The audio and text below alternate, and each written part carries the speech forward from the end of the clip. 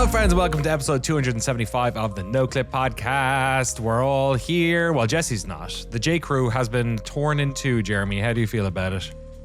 I'm going to have to do a lot of heavy lifting this. Not because you guys aren't great, just because Jesse's not here. I'll feel his absence like a phantom limb. Exactly, yeah. All the weight is on your J shoulders today. Frank Howley's also here. Frank, how you doing down in SoCal?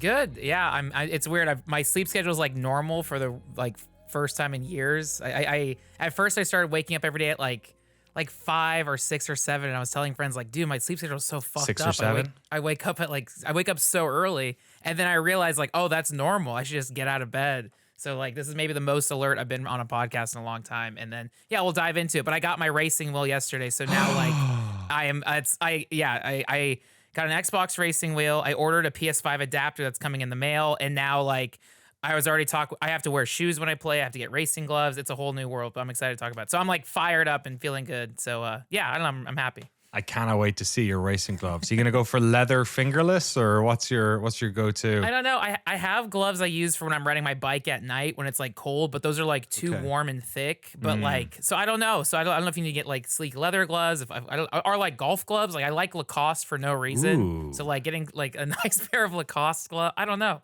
Are there gamer gloves? What's the thing with racing wheels? There's like Drive has the Scorpion gloves. I have no idea. Yeah, maybe you can get like a pair that like work as well for batting cages. I feel like that's going to be your next Japanese culture thing, right? Is because you've already done all the wrestling stuff. Your video on racing games should be live by the time this podcast goes live on Friday. Pending any thermonuclear global disaster that might happen. We're recording this on Tuesday morning, so we're 7 hours away from midnight. I don't know, maybe 20 seconds from midnight when it comes to global news. So if anything happened this week, we don't know yet. But yeah, Trump is saying some very inflammatory things. But anyway, so yeah, that's what I'm saying. If Japan is still there, you can go and get into the world of batting cages. I feel like there's probably loads of those around your area. Yeah, I mean, because too. we're right near. Well, now it's the Los Angeles Angels of Anaheim, but like SoCal is such a huge baseball. I mean, there's baseball season starting. We got like Padres, Angels, Dodgers.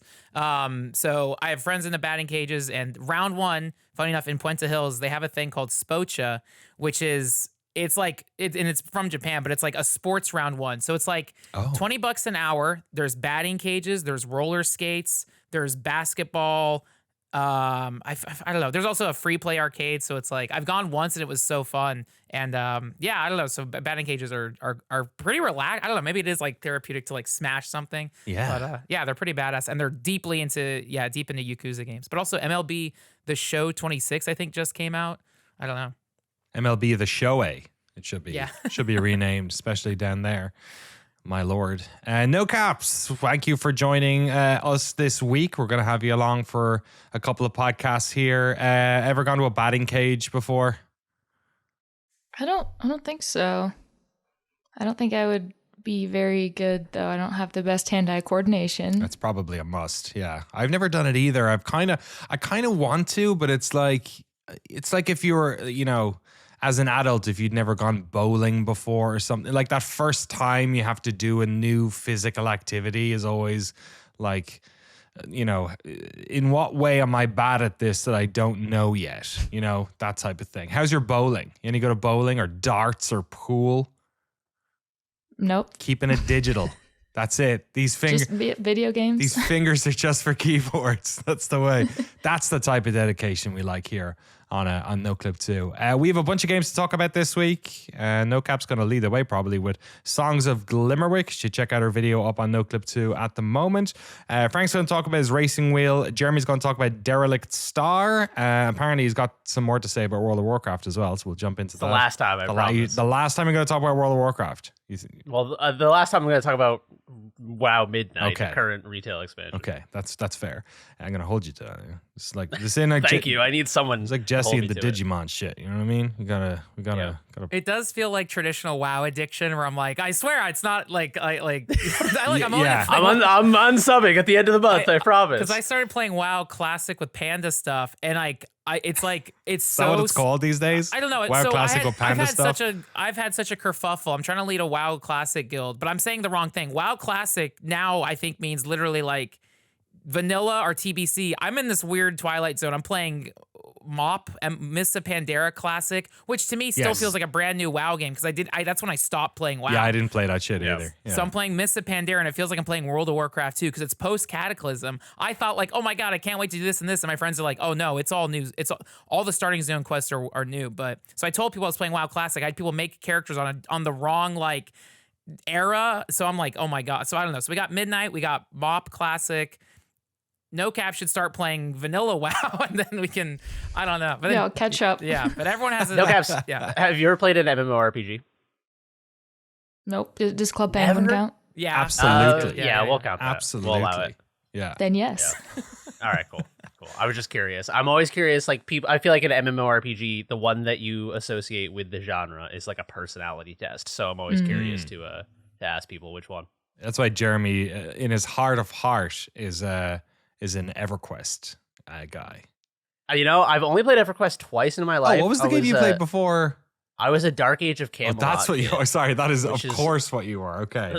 That's like if you want to paint a picture of me as a child, just a precocious child who read a lot and played Dark Age of Camelot and like talked on the chat. And I mentioned this on a previous podcast how weird it is that if you were like a 30-year-old nerd in like 1999, you're like one of your guild mates is like a fucking 9-year-old child. Hey guys. Fucking yeah, no, thank God there was no fucking voice chat.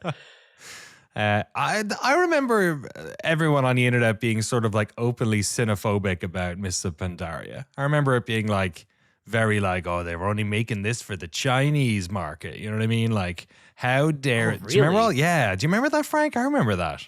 Yeah, I can't remember if I was at the BlizzCon they announced it, but it was immediately because like my group of friends, we tried cattle, but you know what it was? It was like at the same time Kung Fu Panda was blowing up with like Jack Black, and that was like so heavily marketed as a kids game. So I remember the sentiment. And again, this was me and my friends. We were all I guess in our 20s or like late, yeah, like. So we were just like, what the fuck? This is a kid's game. I'm not playing this anymore. And then we all stopped because of the panda. Like we tried it out and was like, this is lame. And then one of our younger friends got into was playing it. And we're like, I don't know. I can't. I'm sorry. I'm not gonna like my friend Connor kept playing, but I was like, dude, this game looks lame. I don't want to play it. But now 15 years I feel later, the same way. I'm like, this sure, all right. It's like you kind of remove I gotta give yourself. it a go. Yeah. You don't get to be a panda though, right? There's no panda you- race. I made a night elf, but you can't. Okay. So yeah, it's like pandas. I don't You can make a Pandaren character. Can you? Yes. I think it's a playable race. Yeah, Yeah. because in retail, I don't know. It's funny you say that the Miss Pandaria thing is like for kids, because even now, as a 35-year-old man, when I see a panda player character, I'm like, come on, dude. Are you even like? Are you taking this seriously at all? And I don't know why. There's something fucking wrong with me. So maybe the And I'm like- xenophobia was like it was accurate in a way because it's like art imitating life. Like people are now racist towards the panda people in the game because they're like, I don't know, what's 'cause your deal? I like China's cool, but I don't know what it is about the. To me, it's like what is it? It's like it feels like it's the. I don't know. Were the Pandaren like a big deal in Warcraft 1 through 3? It feels like such a fucking extra. Like Yeah. it feels like It's a when bit you log Poochie, into- you know. Yes, it's Fuji. That's what it is. That's the exact thing I'm looking for. It feels like a holiday event, like it was Chinese New Year. Right, yeah. And they were like, for one day only, you could be the Pandaren, but then they left it in. It's like the hard fantasy thing, or that type of fantasy. You're not expecting it, but like they ran out of runway. You know what I mean? It's kind of the way I feel about like them adding in the goblin cars and stuff. You know, you're like, Yes. come on, man. Like that's The last expansion, I did not play World of Warcraft last retail expansion, but my two friends who I've been playing with now did. And every few days I would text them and be like, did you get the goblin car yet? And they'd be like, dude, shut the fuck up, because it's so demeaning. Like, there's just no way to ask do it. you finance your goblin car? You know, have you Yeah, done your? yeah, did you get a passed good your APR goblin on your- car test yet? You know, is that a quest? We have to go to the goblin DMV. I feel like the the Pandaren thing is like, I'm trying to picture another, like, imagine Lord of the Rings, a beloved franchise with all sorts of characters and whimsical people and like different races and orcs, and like there's trees that fucking walk around and talk and shit in Lord of the Rings. If there was a panda in Lord of the Rings, no one would like it. You don't even have to go that far. You could have like a race of bunny people. That would do it. That would be too much. You know, people. That's would true. be like, Although Final Fantasy has Chocobo? what are they called? No. Frank knows this. Oh, is it the Val? Because they're all beautiful women. Yeah, so the Frank knows bunny the girls name are of them. huge in Final Fantasy. Bunny girls? Oh, really? There's bunny girls in Final Fantasy. I forget it's Vaughn. It's what, not Vaughn, but the girl from Final Fantasy 12. Her thing. So yeah. Are they just The girls Viera. with ears and puffy tails? Is that No, they have sort of like like- sort of like, you know, for people bunny-like listening to the characteristics. podcast? Frank just kind of did a little sort of a bunny pose. Viera. I feel like they got like little bunny hooves. Yeah, the Viera. I almost called them Vaughn. Yeah, the Viera. So they're like very tall. You could do male, female. But yeah, they're a very popular class. Patrick They are Vieira, kind of just great football beautiful player. ladies with bunny ears, though. Now that I re-examine through that lens, So were the pandas the last? I mean, they kept adding people into this. The new thing that's gross to me, like it was just because it was so different, is now there's like Dragonkin or whatever in Midnight. Because my friend showed me the character select skin, and it's like full, like it doesn't look like it's the same game anymore. The new dragon class, I don't know what it is. Was that introduced in Midnight? It is insane that we have once again. This isn't even the World of Warcraft section of this podcast. This is the World of but Warcraft we've- podcast. this is the new podcast about World of Warcraft. Yeah, I don't know. It's just fun. Again, I feel like when I was playing WoW for decades, all it was everything in my life was telling me I need to stop playing this game because it's so addictive. But now it's like, you know, I don't know. It's like this fun. It's like smoke. It's weird to say smoking cigarettes. Vices are so fun, and WoW is a great vice.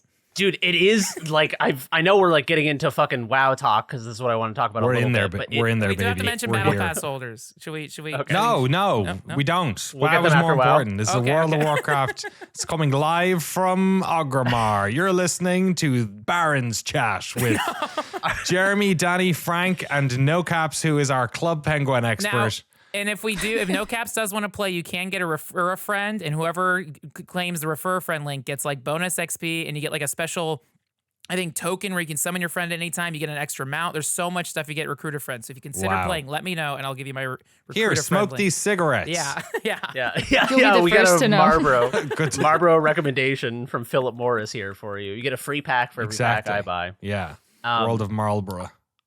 I was gonna say that what Frank was saying is so true that like I never did like dailies or endgame shit back in the day when I played WoW. I played until Wrath, and I kind of just I like adventuring the world, doing quests like we've talked about. But it is so fucking interesting because I hit endgame like after the last podcast and was trying to gear up so I could do Mythic Plus dungeons with my friends, which is like the endlessly scaling endgame dungeons, and it was like there's so many different types of ways to fucking like essentially just like spoof your item level to just like get gear thrown at you and get your item level to go up. Oh. Item level is a aggregate gear score that averages the item level of all of the items you have. And item level is really interesting actually from a game design perspective because in original World of Warcraft it existed under the hood, I believe, but was not a surfaced variable to players. And then at some point there were like a mod surfaced that variable and was being used by high-level guilds, I believe, as a sort of metric for who can join and who raids and all these things.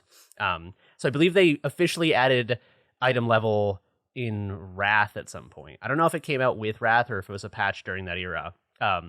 But it is fascinating to me how it's completely sort of like shifted the meta where now you get a piece of gear and it's not like I asked my friends, I got a new piece of gear when I was trying to gear up and I'm like, okay, so this one's higher eye level, but this one has like this stat that I think is better, this stat composition. And they're like, yeah, no, always go with eye level. Oh, really? And I was like, is there some sort of like mechanic that they're like, no, you just go with eye level. And I was like, yeah, but like Why? it explained to me why. And they were like, because when people add you to in the party finder, the dungeon party finder, all they look at is eye level. So you basically like my buddy who was running like super end game shit was like, I'll put on a set of gear that has a higher item level, get into a group, and then switch it out for that's a crazy. lower eye level with better stats.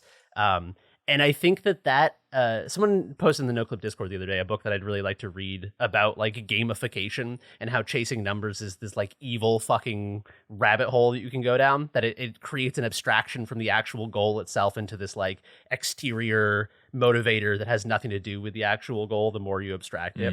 And I think eye level is kind of like that. Like I think eye level might be sort of like the flying mounts in a way, like we talked about last week. Right. Like they sort of corrupt the whole broth, as it were. We go ahead.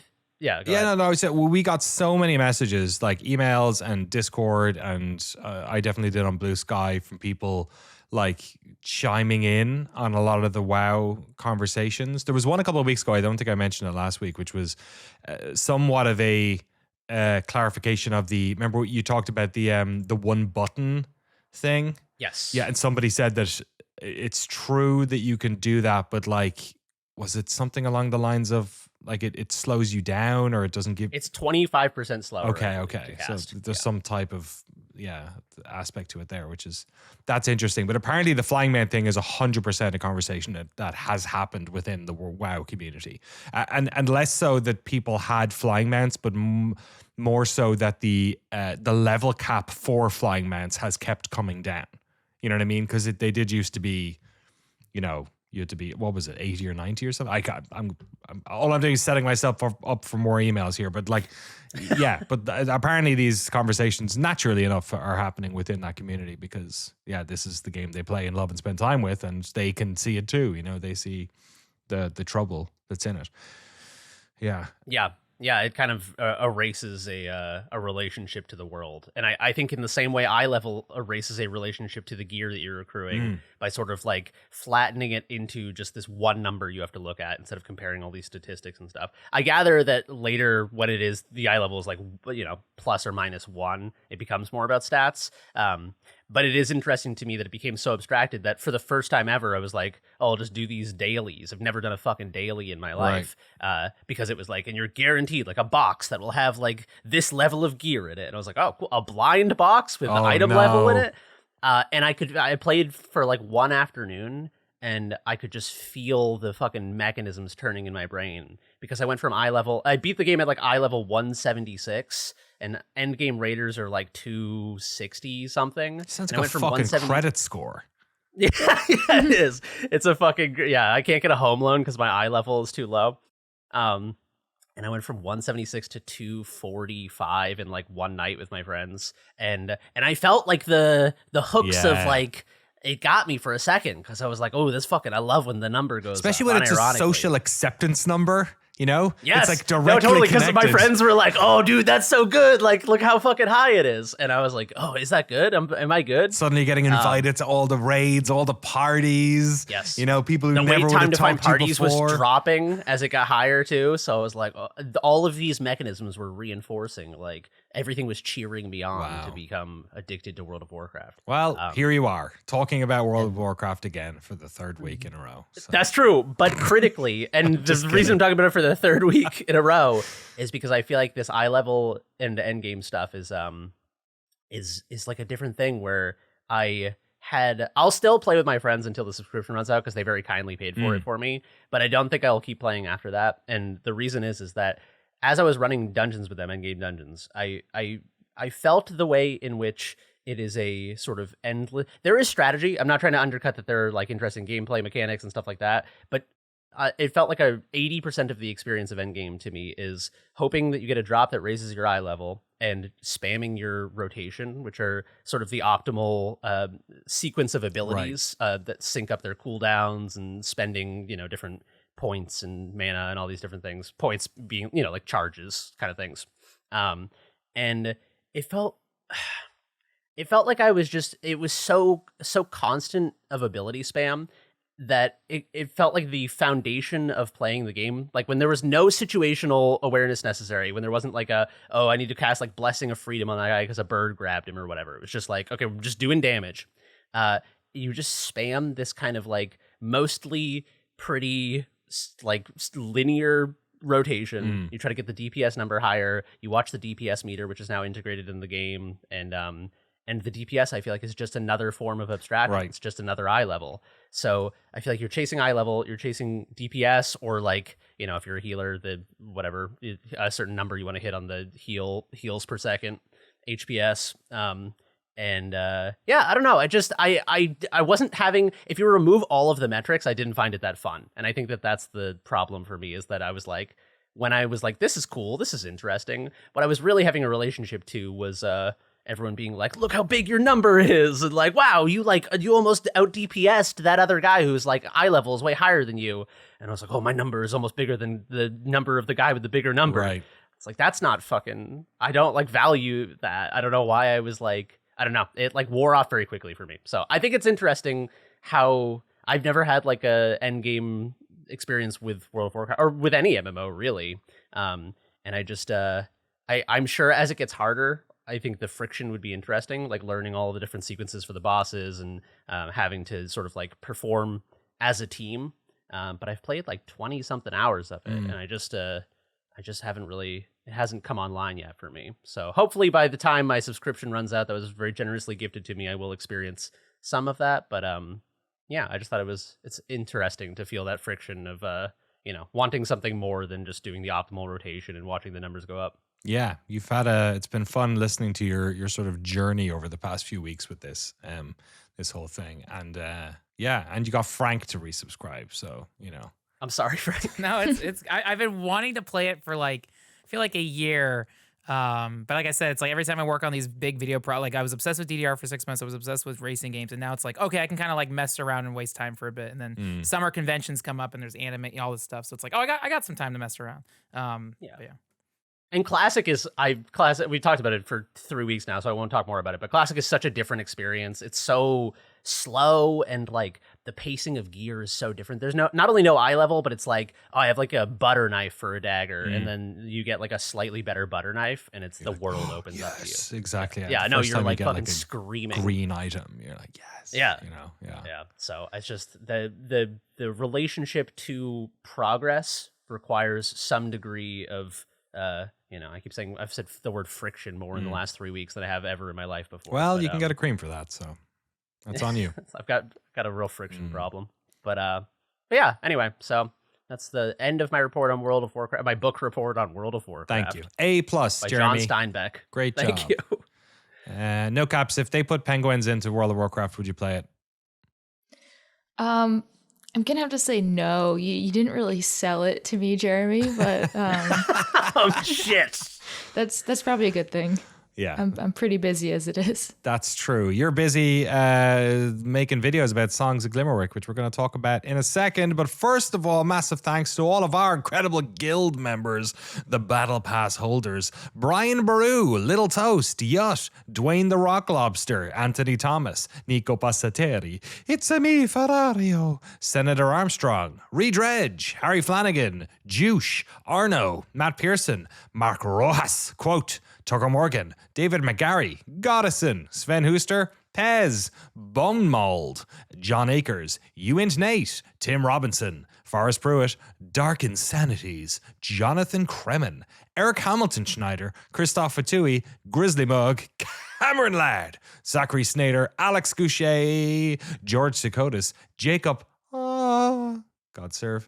And I'm gonna talk about some God-serving stuff later on. Entheogen, James Med, and Ryson. Thank you all so much for your support over at patreon.com/noclip and patreon.com/noclip2. Let's jump into Songs of Glimmerwick. Nocaps, you put a video up on Monday, a preview of this game. The demo has been available as of today, Tuesday, the 7th. This game is coming out. Do they have a date for this thing yet? No, not yet. Okay. But this is I did not know anything about this game. And your preview was, the word enchanting, I think, came up in the preview. And it is very much that. This is a gorgeous looking, I don't know, isometric life sim. But it has this like almost like, I don't know, children's book art style to it. And I was surprised, I think, from looking at the screenshots and the videos, the sort of depth of gameplay that's in this thing. what exactly is Songs of Glimmerwick for folks who haven't watched the video, and what have you made of it so far? Yeah, so it is like overall a life sim where you play as like a new student at this like magic university because you find out you have magic powers or whatever. So there's the whole like student schedule part and going to classes every week and like, you know, talking to the students and everything. And then there's also like a town and a bunch of shops, and all the people that live there will have like quests for you. And it takes place on, I think it's Glimmerwick Island is what it's called. Okay. And there's like a magic forest and all this stuff going on. And so you just kind of like live your life as a student slash explorer and magic learner. But yeah, it is a beautiful game. Like it has this like fairy tale storybook kind of look to it. And it's very like detailed, like all of the interiors of the school and the shops and everything. There's just like all this like little stuff to look at. And the magic system revolves around playing music. So there's this whole like you learn kind of the lore about the magic, and like there's these people that try to like silence the magic or whatever, but basically you can like play instruments to like enchant items like your gardening tools, and then to actually like also interact like with the earth and like grow. Like in the trailer there's like this like bridge, like a rock bridge that you can like earth bend up from the ground basically, which you don't unlock in the demo, but lots of like magic things to do to like unlock new areas. And then there's also like a potion making part and like a magic gardening part, so a lot of like different things to balance. And it's all just like very whimsical and magical. Yeah, it has a very like it's for fans of magical student lore. It's been tough out there for the past few years, so it was very nice to see a game that's sort of taking this and really running in a very different direction to that franchise. I was even surprised by stuff like the fact that you can like remodel your place, and like it just seems very like systems heavy. Is the story like fairly linear? Like you mentioned stuff like, you've got your daily, stuff to do in school and then stuff outside. Like in my head, did you play Demon School at all? I played a couple hours, okay, but I didn't get that far into it. So that's a fairly, there's stuff you can choose to do things basically after hours, but a lot of that game is sort of like, this is what's happening this week, right? This is what's going on. Is it similar in this, or is it, is there things that like story stuff that happens at a set cadence, or can you just go off and kind of do your own thing for a while? It seems like it's a lot more open than Demon School. Like from what I remember playing of that, it didn't really seem like there were that many side quests. Is that right? Yeah, there's sort of optional stuff you can do in the world, but I'm not sure I'd call them side quests necessarily. Like I don't know if there's many dungeons that are outside of the main stuff, but there's stuff you can do for sure. But like, yeah, it's pretty, quick things. Whereas this, you're saying this one has like the town and you can go in and get quests off of shopkeepers and stuff like that, right? Yeah, it's definitely seems a lot more open. The demo is actually like, it's the first like 2-ish hours of the game, so it's not like a separate like demo build or anything. But it seems like you're almost supposed to mostly be focusing on all the side stuff rather than like the main story, because that's kind of just like going to school, and then like you'll have like a class, like it seems like for now one class each day, and then it's like, okay, if I go to my class at 8 a.m. then that's like my only like real thing like on my schedule that day, so I'll fill the rest of the day with like gardening and then like going to talk to these people and like kind of just poking around. Could you not go to class? I didn't try that.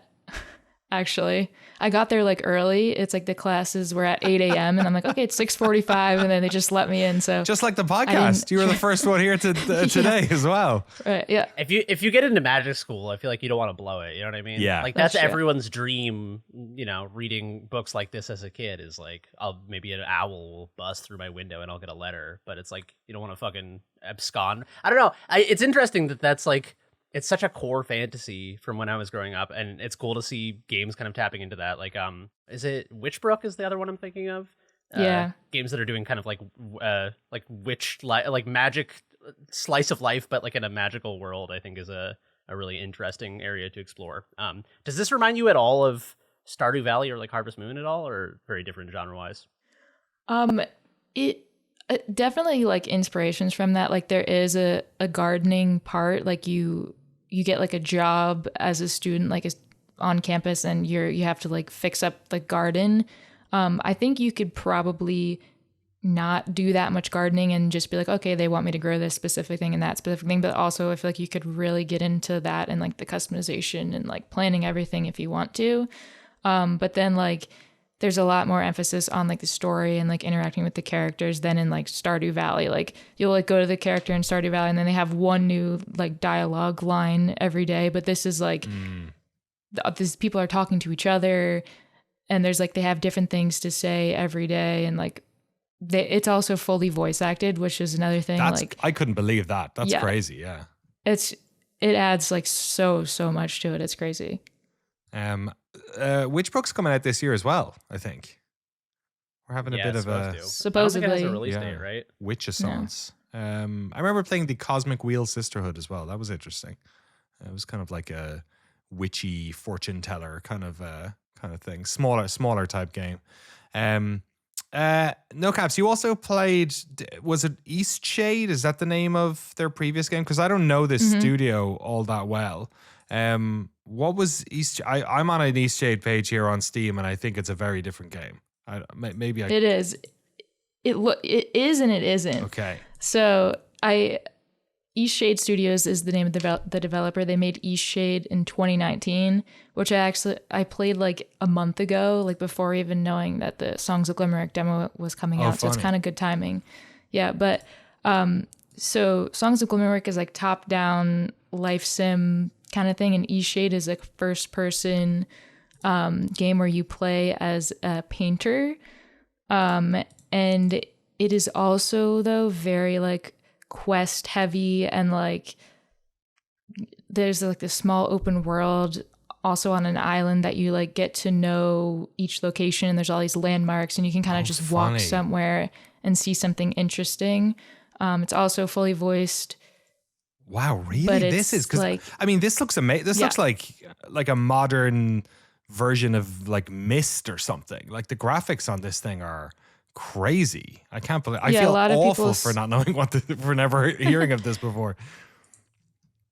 Like there's a lot of like inspirations from like early Elder Scrolls games, but there's no combat, so it's all like focused on quests. And there's like Eastshade Studios YouTube page has a bunch of devlogs about like designing quests, and there's this whole video about like one of the devs, Danny, not you, but different Danny. He looked at like a bunch of people's favorite quests in games and like gathered all this information about like the different stages and like what the motivations were and what the rewards were and all this to create like quests that are actually feel like rewarding to complete, all without like having to rely on combat.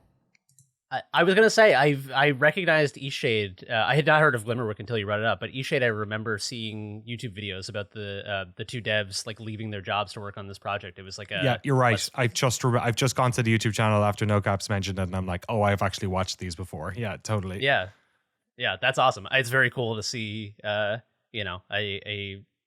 was going to say success story, but like, I guess so, but more just like that they're continuing to make games. You know what I mean? That the process of cashing in their life savings and making a game didn't make them go like, fuck this. We can't keep doing this. But, those videos are awesome. Great for like learning about just the whole process from someone who's kind of like, it's not like their very first time they've ever worked on a game, so they have like more insights into like the business stuff and the design stuff and all that. Cool videos. Yeah, cool it'd be interesting to have them on maybe just to talk about like how does that transition happen too, from making this like lush, like seemingly quite technically rich first person world, again with voice acting. It's nuts. To something I haven't played it, but like I'm thinking of games like The Forgotten City, for instance, as a sort of a comparison to making this like, isometric witch game. And like both of them look amazing. Like they're like completely different art styles, but they both look very, very good for a first time doing that type of game. It's like, it's quite remarkable. I wonder, is one of them an artist, or are they just like very good at hiring and setting up contractors and setting up a pipeline? But that's really interesting stuff. So yeah, we don't know when Songs of Glimmerwick is coming out, but the demo available now. Awesome, very cool. Songs of Glimmerwick, GLIMMER Wick. Check it out over on Steam. I played a video game. I played lots of video games this past week. I think I'm playing 3 games I can't talk about because of embargoes. One is like not coming out for a long time. One is coming out next week, and we'll have an interview about it as well. I wonder if I could even mention with that, just in case. And another one is a big AAA game coming out from a big developer that is coming out later this month that I'm very excited to talk about as well. Feel free to put your guesses in the comments. I played a little bit of the start of Crimson Desert. I've been thinking about it for too long, and I was like, I gotta give it a go. I gotta check it out. And I've only played like the first hour or so, and it's like the production value is absolutely insane on this thing. But I'll probably have more to talk about that next week. But the game I did play a decent amount of that is out that you can buy right now, and I don't know, folks, maybe the Easter spirit just got to me, but I did play a few hours of I Am Jesus Christ.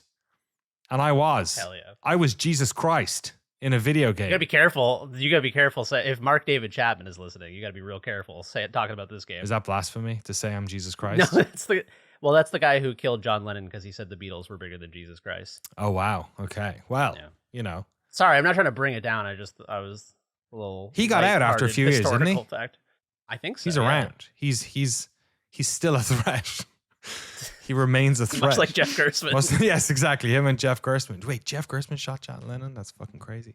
Some people say. I played I Am Jesus Christ from Space Boat Studios. This is a game that went somewhat viral a few years ago because it's a game where you play as Jesus H. Christ.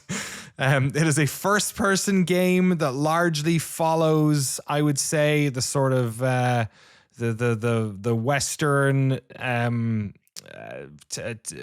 book literature of sort of Jesus's life as written down by the apostles. So this is very much you are starting and you're gonna go meet John the Baptist after some Romans smash up a stall. So it is, and it's kind of beat by beat going through, various aspects, various stories of Jesus's life. I don't know how much of the child Jesus turning into a sheep stuff. I don't think any of that's in here. I don't think you beat up any money lenders.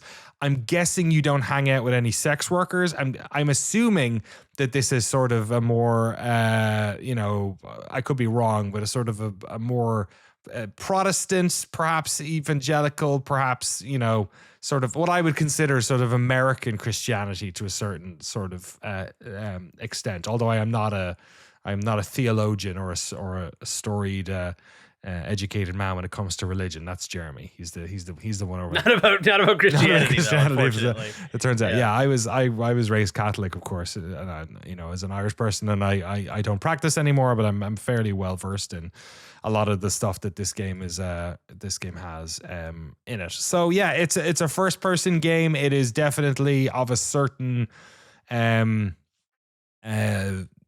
don't know, production value, you know what I mean? Like there's a small studio, they're making a first person game. Unfortunately, and I went into this like genuinely just being like, let's give him the benefit of the doubt. Like let's check this thing out. I am very comfortable in my my secularism. I'm, I there are aspects of the church that I, as in the Catholic Church, that I remember fondly, or growing up in a Catholic society that I remember fondly, like being involved in choirs and the comfort that I had from the church when I was a child and that sort of stuff. Obviously, I ended up having a pretty strong rejection of those later in life. And obviously, I have no love for the Catholic Church as an institution, especially given all the stuff that happened in Ireland over the decades and centuries. But I went into this kind of like feeling a little bit of like, all right, let's have some nostalgia, let's engage with this stuff on its own terms. And yeah, I found it just interesting and bizarre as a game that you're like getting quests from people to go get baptized, and the whole thing I just found like very entertaining, perhaps not for the reason intended. Like I can see if you're a child and you're not allowed to play games and you're in a very religious household, this would easily be one of these types of games you could play. Like it's very like, and then he did this and then such and such said unto the Lord. One big problem this game has is that like I think all of the voices are AI generated, and boy does it feel like it. Maybe some of them aren't, I don't know, but like it's weird when it's like supposedly like I'm being talked to by the devil or John the Baptist, and I'm like, I think this is an AI voice. I'm not quite sure. Definitely all the people walking around the villages are. They're like, I heard the Romans did it. I'm sick of all these taxes, you know, like all the stuff that they're saying as well is sort of like Sunday school shit. Like this does not feel like you're immersed in the Middle East. This feels like very much, and again, I could be wrong, but this feels very much like a game about the region around Galilee and Jerusalem from somebody who's never been outside of Iowa. You know what I mean? Like it doesn't feel like a lived in place. It doesn't feel like like the Middle East at any period in time. It feels kind of like the version of these places that you hear about when you go to church. I found it like fascinating and weird. I don't think it's like a good game. I don't think it's a bad game. It's just sort of this. I mean, it's like it's cheap in many ways, but it's a small team, so I'm giving it the benefit of the doubt. I'm glad they got to make their Jesus game. It was novel to play. But yeah, it's obviously nothing to write home about, but also, yeah, I just found it such an oddity. It was so strange. There are like mini games to try and get away from the devil in the desert where you have to like move your mouse and hit keyboard is like in a certain way. And it's just like, what are we doing here? You know what I mean? Like this is so far removed from the sort of sanctity of like how we're supposed to think about these things. We've gamified faith. You know what I mean? Like, in a weird way, like complete the quests to get all the apostles and all that sort of stuff. And, make sure you get to this part of the river so you can hang out with John the Baptist. It's a weird thing. Does it feel like this game, because I feel like when a game comes up about religion, specifically about Christianity, I feel like my question is always, is this trying to, like, is this targeted at people who are Christians to sort of be like, the greatest hits of Jesus Christ so you can like relive them, or is this like trying to educate people who are outside of that about Christianity? Or I'm curious, like what is the tone of this? Does it feel like it's sort of just like reifying the faith of people who are already faithful? Yeah, it's 100% the former. Yeah, it's okay. Like, and I think I think that's the thing I find sort of so disappointing is a strong word, because I came in with such low expectations of this thing. I would have liked to have. I think you could do something with the texts. I mean, like, I don't want to, like, my position and the position of lots of churches around the world is that Jesus Christ of Nazareth was a real person. And he was like, Islam and the Jews were totally fine with him until the Christians started saying that he was the Son of God and that he had died and risen. Like up until that point, we were, he was part of Judaism to a certain extent. Like I think you could tell a very interesting story about the life and lessons of Jesus Christ. And arguably a lot of the sort of Western Orthodox churches have stripped a lot of the like socialism out of Jesus. You know what I mean? Like he was a lot more about, again, beating up moneylenders and hanging out with sex workers. Like, there was aspects to his, almost communist view of society that Yeah, he was a crust punk for sure. yeah, that like, you know, Paul and Peter and some of the other apostles were very quick to strip out and then start putting in all this homophobic shit that like Jesus never said any of that stuff. And so like, you know, as is written on at least, you know, what we have. And obviously the problem with historical stuff is that it's the winners who write it. So you're always getting like slivers and slivers of the absolute truth. So I think there is and you could tell an interesting story about this person and the impact that he had during his life, but without telling the impact of what happened after his life. And that's, I think, the problem I have with this is that, like you said, this is the greatest hits of, you know, Sunday school. You know, it's Palm Sunday. It's, you know, it's the 40 days in the desert. It's John the Baptist. It's, you know, all that sort of stuff. And I feel like you could, like a lot of this stuff, especially when it comes to like the crucifixion, I was obviously, you know, as far as we know, Jesus was actually crucified, but, you know, a lot of the, I don't know if it's like retconning or you know, because Christianity's changed so much over the years as they try to, you know, get pagans to come on board, and you know that's why we do certain things at certain times a year, like Easter's just so happens to happen around the same time as fertility festivals, and obviously Christmas happens during the period of you know, when people are inside, and winter festivals and whatnot. But I feel like there is a version of this you could do that would be more about the man and less about the myth, and this is very much about the myth. So yeah, if you don't know about if you've not played any of the prequels to I Am Jesus, if you're not up on the franchise, I don't know. This doesn't like tell a particularly cohesive story either. Like you literally hang out with John the Baptist and run out into the desert for 40 days. Like, and then I feel like it's weird. Even as someone who studied religion, I feel like I would be a little lost if it was just the greatest hits without sort of connective tissue. Yeah. If I wasn't part of the ARG for this game that's very popular in America. Super popular. It's crazy how popular it is. It's huge. Yeah, so it's it's interesting. They made a game about Jesus, and I'm sure people will like it, and I'm sure, you know, it'll be a game maybe that, like I said, sort of kids who aren't allowed to play games will check out. And as one of those, I think it's perfectly fine. I didn't see anything in it that was, you know, nasty or anything like that, you know. Yeah, more, you know, fair play to them for putting it out. Very positive reviews, it seems. On I could see I think it plays to the crowd. You know what I mean? Like the crowd who this is for. And there was parts of it that I thought were like, oh yeah, I remember that. Oh, I remember that. I forgot about that bit. Yeah, that guy. You know, but yeah, it's you know, as a piece of art, it is deeply disinteresting. It is just, you know, the greatest hits, as you said. You think it's better or worse than Captain Bible in the Dome of Darkness? Jesus Christ, you've talked about that before, haven't you? Yeah, I've talked about it before. Yeah, Captain Bible is like it's an old Christian video game from the 90s where you go around collecting scripture and answering trivia. But you're like, I believe Captain Bible he's sort of like a superhero figure who descends into the land of heathens, into this world that doesn't have God, and they're it's all not like, hell. I don't think it's hell. I think it's more like a Sodom and Gomorrah type Okay. dystopia. It's like if George Orwell wrote the Bible, and you're disseminating trivia to the people. I guess I don't know. I've only played it on the DOS archive one time, and as a sort of oddity. You know what I've always wanted to play is Left Behind. So this is based on a book series that was like about the rapture, basically.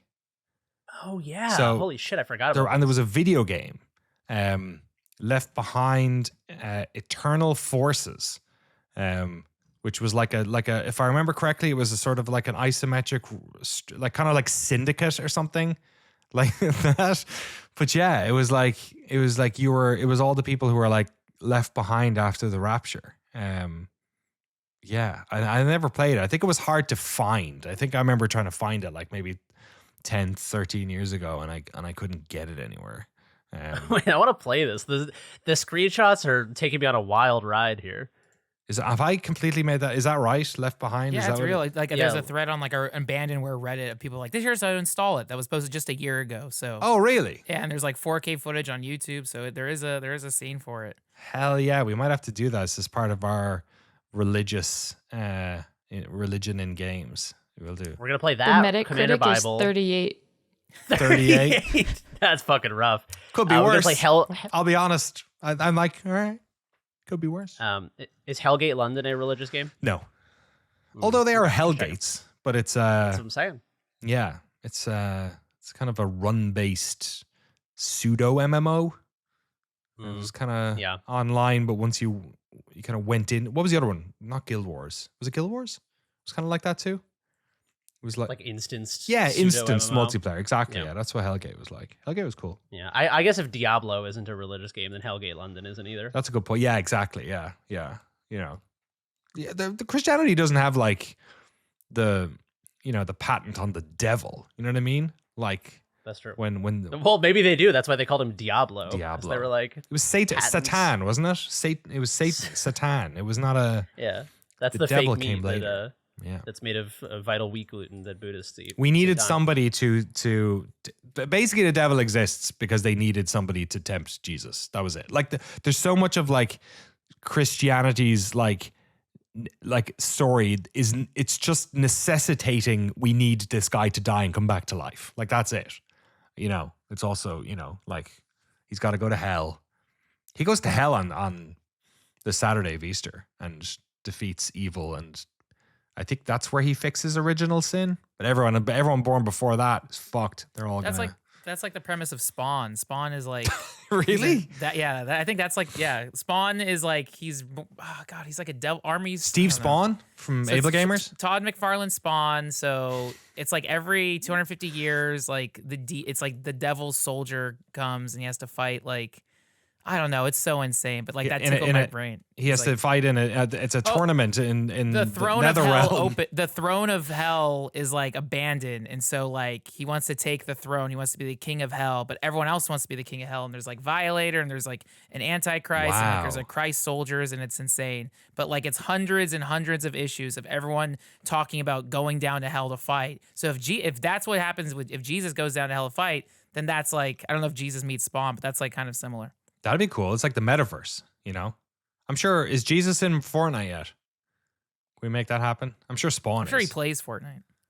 Yeah, I mean, but he's really good at it. When I was on message boards, you remember you used to make those message board sigs? Make a signature? Yes. Yeah. I had one that had like Buddy Christ on it, and it said, "Could Jesus make a burrito so hot that even he himself could not eat it?" Beautiful. Thank you. That's like that is such an encapsulation of the sense of humor of the internet in that period of time. That was some That's great. edgy shit, man. Edgy stuff. There you go, folks. I am Jesus Christ. And I also played that video game, and it was all right. Jeremy, do you want to tell us? I'm going to make this joke one time because I've watched too much Zoolander. Derelict do you want to tell me about Derelict Star? Yes. This is a new video game available on the Steam platform. That's steampowered.com. You can buy it for $8.49 at the moment. 15% off. What am I looking at? This looks like fucking VVVVV and like Spelunky Flash had a baby. Yeah, no, that's pretty accurate. So Derelict Star is it's like a movement-based platformer. So this is not a Metroidvania with combat and stuff. This is sort of a exploration-driven platformer with an interesting control system where you're like a little astronaut in these abandoned sort of like mega structures in space. And you have a little sort of like boost jetpack kind of thing. But the boost jetpack is quite weak if you just launch it when you're standing still, and then it gains as you gain momentum, like running from side to side. The jetpack sort of gains power. So there's this sort of interesting relationship where you're like running to the edge of a platform, boosting, and then like doubling back. Okay. Like boosting into walls and bouncing off of them. So it kind of You're doing- speeds you're up just- the more you're in the air or more you're moving side to side. It's more like the more like the more runway you have, essentially, you can sort of get a, you know how in Mario 3 there's like the meter that fills up before you can fly in the Tanuki suit. Yes. It's kind of like that is how I would describe it, sort of a Tanuki suit system. But it's fascinating to be. I've only played about an hour of this, but there have been like so many permutations of how to use this that I've been very pleasantly surprised with this. I won't describe too many of them because discovering them is sort of the joy of the game. But just to give one example that happens very early in the first 15 minutes or so, there's sort of like green growth on the underside of a platform. And when you boost into it, you sort of stick to it but keep sliding, like moving. And then you realize that this has different implications when it's on the top of a platform and you hit it going up, when it's on the floor and you're walking across it. Different surfaces have different qualities. And so sort of like learning these and learning the rules of this world. I guess Metroidvania is an unavoidable fucking phrase in this situation. We need to find a new word for that. But yeah, it's just like, I find it very pure and simple. It's kind of, you're just kind of doing this one thing with a bunch of different permutations, kind of in the way I talked about Ooh. Right. Where it's not like doing all these things where it's like, all right, now you have like the grappling hook, and the grappling hook combines with this and this way, and now you have like the bombs and the grappling hook can combine.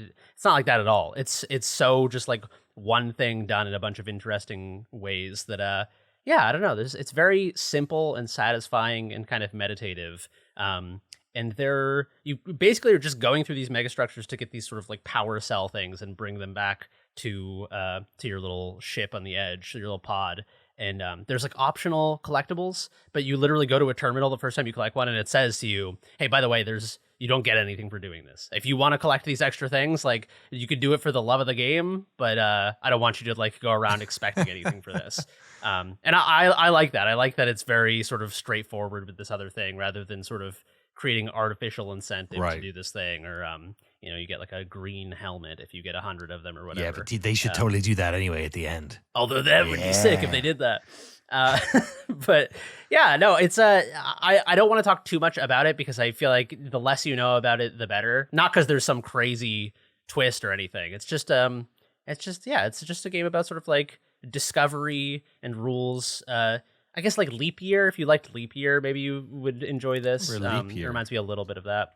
Leap Year, is that the right game? The Sock Pop, not the 2010 movie. Hold on. Oh yeah. Okay, yeah. All right, yeah. The simple clumsy 2D platformer. Yeah, that's neat. Yeah, I was wondering like how sort of deep it got with the mechanics. Like I think I have Animal Well on the brain a bit, but it's not that, right. It's much more sort of stripped back, closer to something like an Ooh in terms of like core abilities, and then the levels are the novel sort of thing going forward. Is that kind of like the level design is what mixes it up a bit? Yeah, it is sort of that simple core mechanic, and then the levels have different mechanics in them that allow you to utilize that core mechanic in different ways. And so that's sort of the interesting thing, is like mastering this one core mechanic and then being introduced to new wrinkles, new ways that it can interact with your environment, which I think is sort of an interesting reversal of the way that most Metroidvanias are giving you all of these powers. Instead, you're encountering these new situations in which to use the same power. So yeah, it's very, it's like it's a simple game, but not in it's not like, I don't mean that as diminutive. Yeah. It's simple in like a very pure and beautiful way. So I've just been playing it in small chunks and finding it very kind of like relaxing and meditative. Looks neat. Might give it a Steam Deck. But it is a little challenging as well. Right. Like it's kind of a difficult game, but yeah. And it's all in 4:3 as well. Oh, I didn't even notice. Is it? I think. Well, the screenshots and videos like on Steam are. It looks. Oh yeah, great. It launches in windowed mode, so I didn't even really think about the aspect ratio.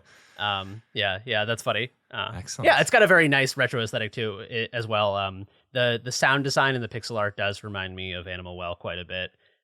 It's got those like crunchy sort of like saw wave sound effects. Everything sounds like crunchy, like an old arcade game. So Love it. Yeah, I highly recommend it. I think this game deserves a lot more love than it's getting. It's got 20 something reviews at time of recording. Yeah. So yeah, check it out if you like, thinky, brainy platformers. This is a platformer where you'll be like stuck for a while. This is not like a rapid blasting levels through. This is like So your grandpa's platformer.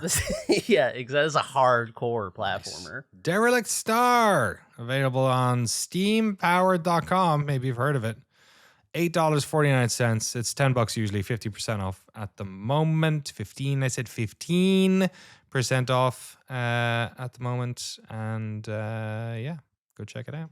Looks pretty neat. I'm going to check it out after this podcast. But you don't have to wait, because you could be listening and doing anything you want. You could be playing a video game, buying a video game. You could be on the toilet. You could be fixing a toilet. You could be racing in your car. Frank, tell me about your recent journey, your personal journey into the desert for 40 days and 40 nights of racing.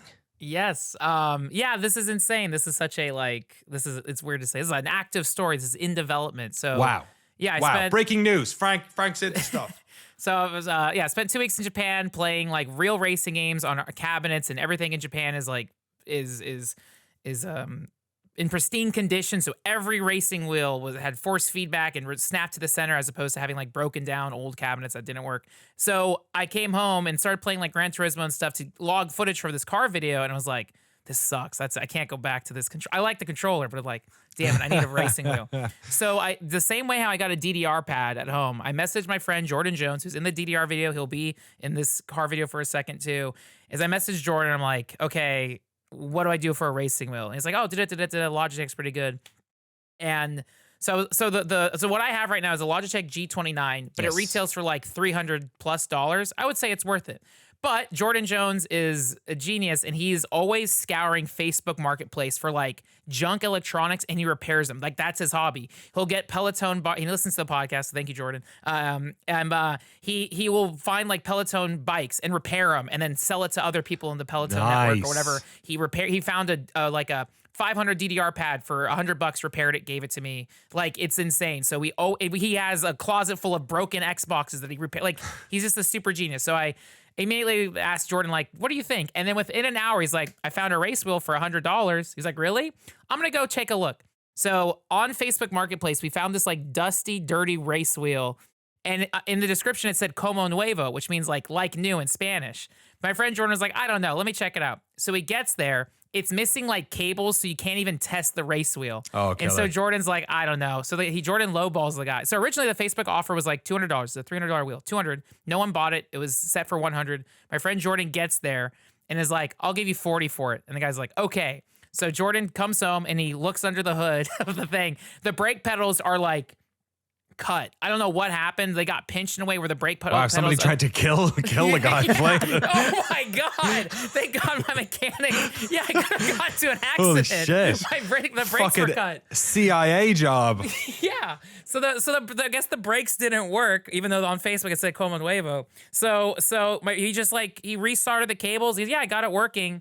He dropped it off. What day is it? Tuesday. I'm recording. He dropped it off Sunday, and we calibrated it, and the first thing I booted up was a Sega Dreamcast emulator, so I could play Sega Rally 2. Wow, because that was the game in Japan. I was like, this is awesome. And so I've been playing it now for 2 days. I've been testing it on like Sega Dreamcast emulator. I've been testing on my Xbox. It's natively, so there's like, I hate how stuff is these days. So Logitech has 2 racing wheels, one that works for Xbox and PC, or one that works for PS5 and PC. So I got the Xbox one, but what I did is on Amazon Prime for like $130, you can buy like a thing that basically like an adapter, so you can plug your Xbox with a PS5. Wait, for $130? It's $130 to Jesus. But my thought, I got the wheel for $40. I got this PS5 adapter for $130, so I've spent maybe $170 for what is a $300+ wheel. But playing the wheel, and again, for 2 of them, because you can play it on Xbox and PlayStation. I can do it all, and so.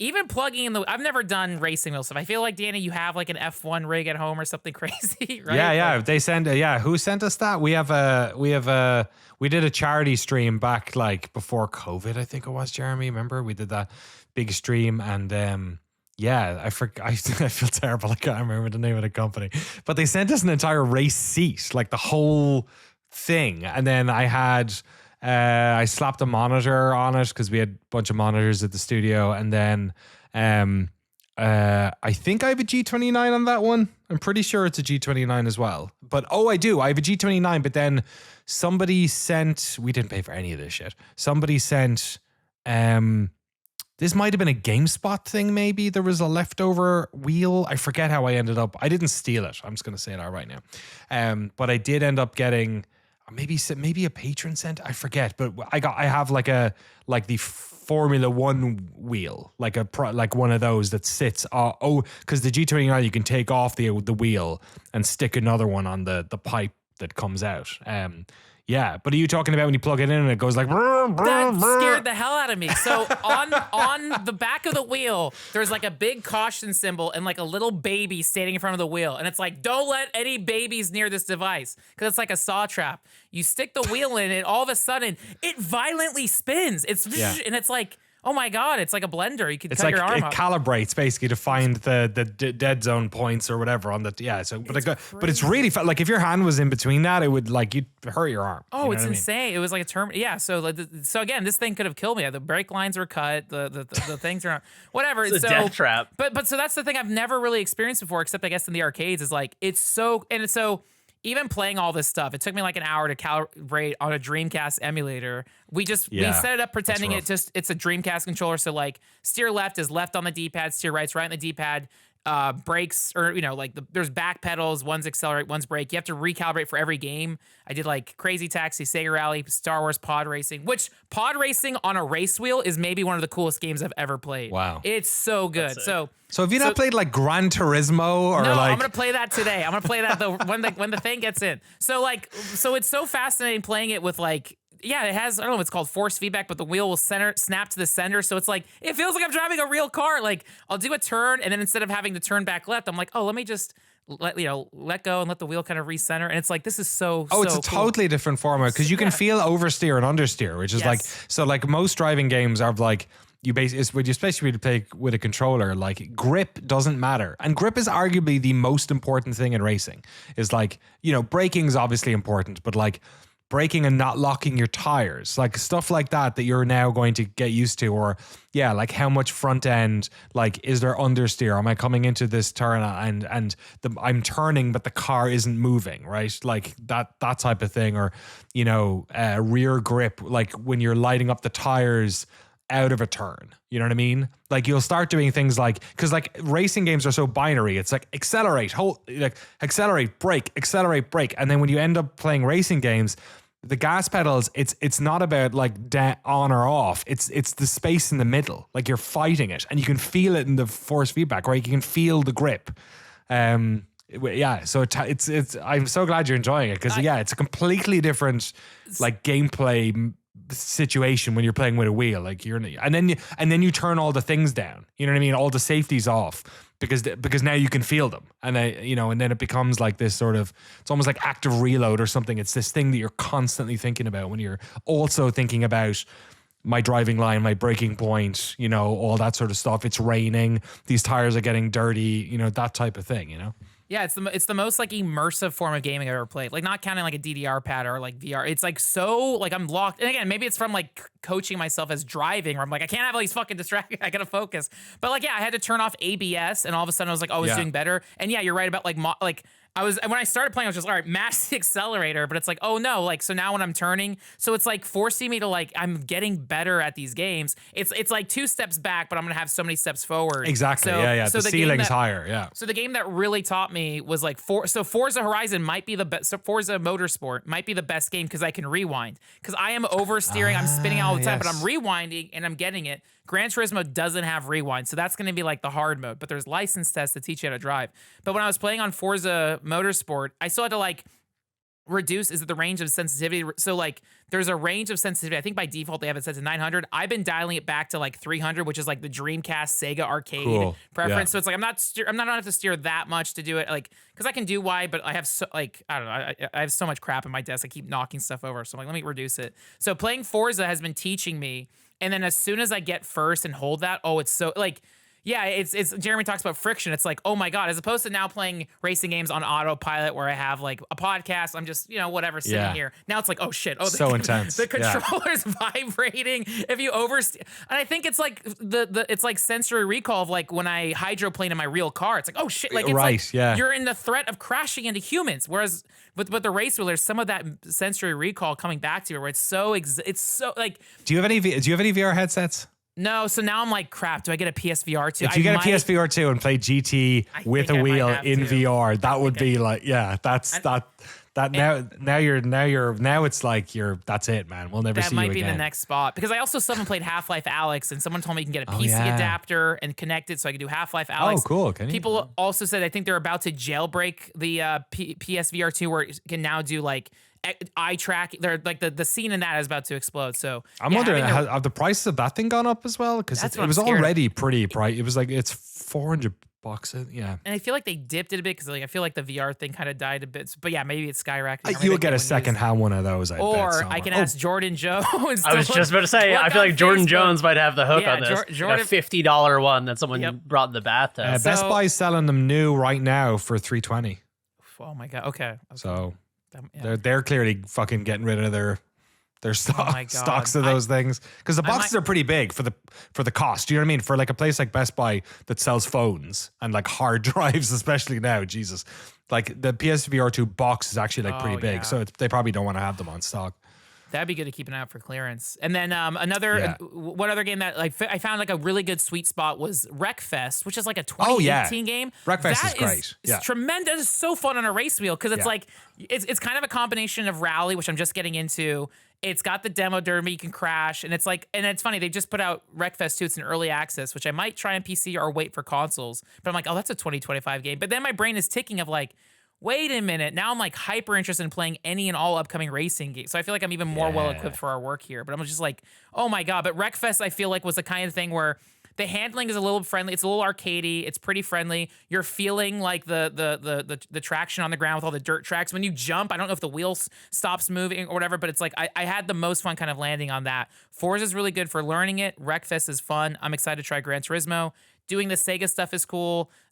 Crazy Taxi and all that. So yeah, this is just now my third day. I'll try the PS5 adapter. I'll keep doing it. But I encourage people like, in the comments, like what are games I should try? I downloaded F1 on the Xbox, so I might try. So if I do that, I'm sure I can ask Danny questions. But yeah, you cannot brake and turn at the same time. I'll just that the first piece of advice you need. I mean, that's the case in lots of driving games, but in F1 more than anything else, you brake straight. And at the end of your brake, you turn. So don't drive into a corner and be like, here we go, I'm going to drift around this, because you're just going to go fucking straight because you're going 180 kilometers an hour or whatever. I was going to suggest picking up Project Cars, but I think both of them are gone from digital stores. I can't find them anywhere. I don't know. Was that a thing that they got taken down off of stuff? Project Cars. It's not on Steam. Is it on anywhere else, or is it on Xbox somewhere? I don't know where it is. But yeah, those games Project Cars was fun. And then Project Cars 2 I played a lot of. And then I think 3 was the one that people didn't like, maybe. But they were cool because they were very sandboxy. That was just like, it was kind of like what I wished Gran Turismo was for years. Like Project Cars is like, this track, these cars, this many people, go. You know what I mean? Like just fuck around. Like sandboxy kind of like racing stuff. There was another delisted game, was Drive Club on PlayStation 4. Oh, which yeah. Now, like, again, as part of my research, I've just been kind of thinking of any and all racing games. But yeah, damn, there's no Project Cars. But what is it? Codemasters. They have all the Dirt. rally stuff. Yeah, there's so much Dirt. stuff. Dirt is basically it's like SSX or Tony Hawk for rally games. Like you should, those games are great. They're very like they got some great style to them. Capital S. I wonder how sorry. Oh, how like an off-roading, like a SnowRunner would be with that. Oh, I downloaded SnowRunner, which I haven't played, but playing that with a race wheel sounds incredible. Oh, I've never done that. That's a good shout. Like SnowRunner, Mud Runner, that Expedition game I've played a decent amount of. Yeah. Oh. Fucking download like American Truck Driving Simulator or something. Yes. Like, that should be I was so into that. Oh my God. Have you played that? Yeah. What's the vibe? Is it just like getting places on time? Is it the same thing Frank was talking last week about this? What was it? Japanese train game that he Yeah, that the he's- Densha to go. So I imagine it's which is just about like getting on time, not hitting anything. Is that the whole vibe Yeah, with those games? exactly. Yeah, like I would just put on my own music and just like literally pretend I'm driving a truck. And then occasionally I would have like okay, I'm just going to ram into this at high speed just to break the immersion for a second. Then we'll just go back to the story. Just to feel alive. There's no cost to driving into other people, or can you turn that off or something? Or Yeah, you can like turn down like the penalties and stuff. Okay. And you just probably like save too and load. Is there any like cool, like you have to stop at one of the special gas stations that has the showers for truckers? None of that stuff. I don't know. I haven't played it in a while. That's the trucking life I want. Jeremy, there's a lot of those around this part of the world. Do they have those on the East Coast at all? Truck stops with showers? I don't know. It's weird because I have done way more of my road trips on the West Coast. Right, yeah. Because I was like a kid, and then I moved to Boston for college, and then I moved straight to California. So by the time I was like an adult in the world, I lived in California. Yeah. Yeah. So now that the weather's finally getting nice, I want to do some road trips around here. Because even though I grew up here, I've done way less. Where would you head? Like north? Like you're on the border, right? You're pretty close to the border up there. To New Hampshire. Yeah, New Hampshire. I'd like Canada. to go.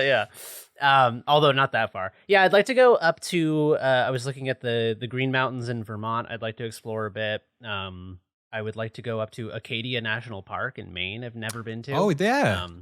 One of the lesser one of- remembered national parks. Yeah, it's although it is one of the most visited. I think it's it might be like it's like in the top 5 most popular alongside Yosemite. It's weirdly popular. I've been there. It's really nice. Oh, really? Oh, you've been to Acadia? Mhm. That's awesome. I might have to hit you up for like recommendations while I'm up there. Yeah, I've been up to Maine a million times. I've just never been up that far. Yeah, Maine and Vermont are kind of the 2 places I'd like to explore. Hell yeah. Vermont has a lot of cool shit going on there. It's just driving around there in the winter in my shitty little truck would have been a nightmare. Oh, yeah. It gets legit snow up there, right? And Maine. Yeah. And the forest roads, like Yeah. you can, in the Green Mountains, you can camp anywhere. Cool. Like on the side of the road, you can just pull off and camp. But I don't want to get stuck out there in the Green Mountains and have to, resort to cannibalism. Not again. Not There's after only last so time. many nightmares you can have before, you get. What was the game that had like the psychotic meter? It was not Darkest Eternal Dungeon. Darkness? Oh, Eternal Darkness did as well. Yeah. What was the one with the lad? Is it the made in Denver? Thing? What the fuck's it called? It's like run based, and they'd all go crazy. Oh, Darkest Dungeon? It was Darkest Dungeon. Yeah. Okay. Yeah. Nice. Love it. Frank, I was going to ask, did you ever play Racing Lagoon? I feel like No, I so can't remember that's if a we talked about game. it. Yeah, so Racing Lagoon was like a 1999. It's like a JDM RPG. JDM RPG. It got a recent fan translation like a year ago. It's a game where you have random random encounters on the streets. You race them for parts. You upgrade your thing. I think the hub world really is like Yokohama Daikoku Plaza, which I didn't get to go on this trip, and maybe next time. But yeah, that's a game like the soundtrack's incredible, and it just had a recent fan translation, so its popularity has been blowing up more and more. But yeah, it's really cool. Oh, cool. It's pretty hard, but also I'm just so naive when it comes to picking car parts and stuff, but the more I keep diving into this, hopefully I'm better at it. But yeah, it's really cool. I've always been curious about it because I am not a huge racing game guy, but I like racing when there's something attached to it that I enjoy. Like, hence Diddy Kong Racing is the fucking touchdown for me because I liked colorful adventure platformers as a kid. Having it be in like a Parasite Eve era Squaresoft game. Like, I just look at screenshots of Racing Lagoon and I'm like, this is the racing game I would play. What a crazy name as well. Apparently it was hard to do a fan translation for this because it's written in a poetic manner and often features words written in English. This accent called Lagoongo has been cited as a challenge in creating fan translations. I've never heard of Lagoon Go. Lagoongo. Is that named after the game or is the game named after, I don't know, Racing Lagoon? Idea. Racing Lagoon and Panzer Dragoon should be in like a 2-piece. It's beautiful. Yeah, there's a lot of games that have Lagoon in the title, and I am curious why. There's a lot of very weirdly named Japanese racing games. What was the name? F1 Dream something. They had this. Oh my God, what the fuck was it called? Oh, I'll have to come back to you on this. But there was this very strange Japanese Formula One. Yeah, there is an F1 Dream game by Capcom, which that sounds cool. What's it called? Yeah, F1 Dream. It's a 1988 Capcom game. No, that's not it. Oh man! Although that's bizarre that exists, and I was talking about what the fuck are those things called? I'll have to find them somewhere. Can anyone pad for a minute while I try and find this? Yeah, I found a Reddit thread. Why do have so many games have Lagoon in the title? Racing Lagoon, Bahamut Lagoon, Boarding School Black Lagoon.